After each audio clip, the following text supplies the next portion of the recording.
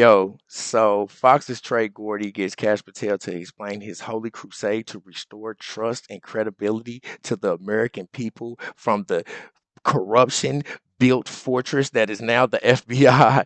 So for the past 2 months, we've been watching hearing after hearing cover everything from billion-dollar fraud to the United States sponsoring terror groups. And through everything, the FBI has known everything the entire time. So how can we ever trust them again?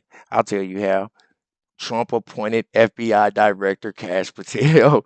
He was once a federal prosecutor, he was a public defender, and now he's one of Trumpito's Avengers. My name is Marcus Russell. Make sure you hit that subscribe button. Let's get right to it. Chris Wray was brought in to clean up the FBI. He was warned by the Speaker of the House and the Chairman of House Intel, eye to eye.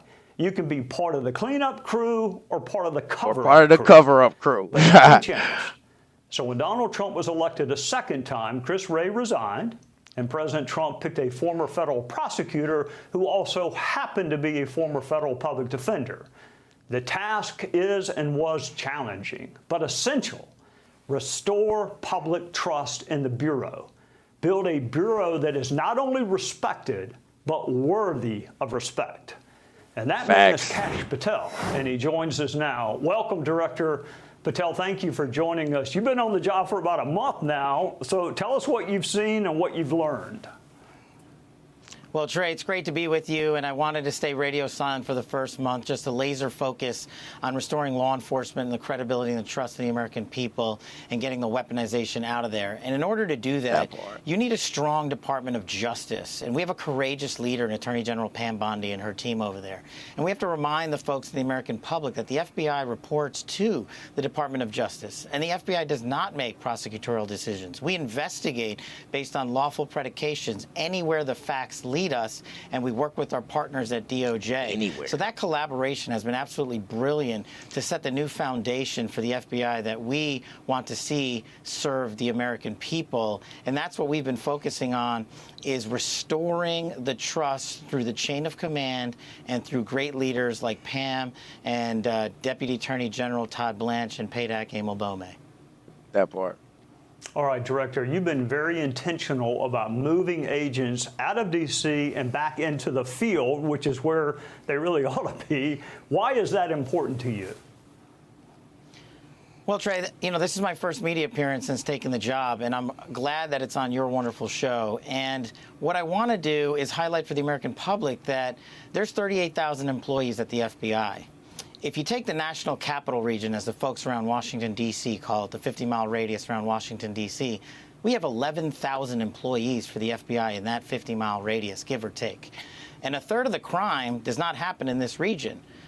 A large portion of one of my priorities, fighting violent crime, crushing narco traffickers, stopping fentanyl overdoses, is happening in any town USA across this country. And they need resources in the form not just of money, but manpower. So we're going to reorient our assets in Washington. We're going to look at it strategically, as we've been doing the last month, and send our agents and analysts and SOS operatives into the field to take on this violent crime explosion that has occurred over these last 4 or 5 years, and to make sure that every state and every county, be it in my hometown of Las Vegas, Nevada, or up in Montana or in Kansas or Iowa or Maine, is all safe and secure. And the best way to do that is through a proper show of force with the FBI men and women who do this job so courageously every day out in the streets fighting crime.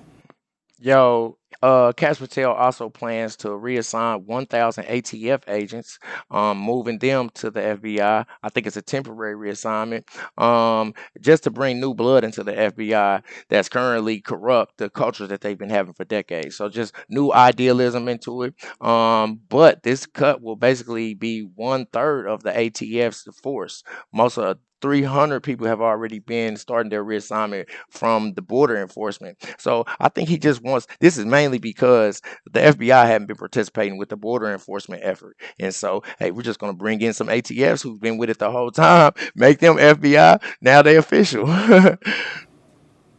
All right, Director, you have touched on my next question, but I want you to elaborate because I think it is central to your mission as you see it. The FBI has really broad jurisdiction. All criminal statutes are important to enforce, but your emphasis sounds to me like it's going to be on violent crime. how it should be. It's definitely going to be a big emphasis. Look, Trey, you and I have been in government service before, and we overlapped in the House Intelligence Committee, where we exposed the largest corruption in FBI history during Russiagate when you and I partnered there. And that formed the foundation of my ethos going forward. We have to change to the dynamic threat landscape that is changing constantly in not just America, but abroad. Back then, you know, CT and national security were up here, but now we see the narco traffickers and the gangs exploding in terms of violence in America, so we see that shift. And so we have to shift with that threat dynamic. We're not going to forget or ignore national security. Never. The consequential mission of the FBI is to safeguard our citizenry and our way of life and to investigate those that do harm to our citizenry. But right now, the major portion of that focus is on sex trafficking, is on fentanyl and heroin overdoses, and is on violent crime in the form of gang murders and homicides and rapes. Every 7 minutes in this country, Trey, a individual American citizen overdoses on a drug, a narcotic. Every 6.5 minutes, a woman or child is raped. And twice an hour, an individual in this country is lost because of a homicide. That is violent crime out of control. That is a national security crisis. So we are treating it as such under this administration with President Trump's priorities and Attorney General Bondi at the helm of the Department of Justice. I don't know how or why the American public and the world refused to acknowledge this explosion in violent crime and found it acceptable for children to be dying off at such a vast rate. Couple that with the explosion in illegal aliens, we are seeing the intersection between violent crime and so many of those illegals, and that's another priority that we're facilitating and assisting with, though that's not our primary mission. That's over with DHS. Yo, Trumpito chose Patel specifically to overhaul the FBI. Overhaul. That means to take apart, to repair, or to examine, or to take apart to make significant improvements or changes. All right, so the FBI has 14,000 agents, and then it has over 38,000 employees. Now, even though Joe Biden has suggested merging the ATF with the FBI, now that Kash Patel wants to do it, of course, Democrats, they have a problem with it.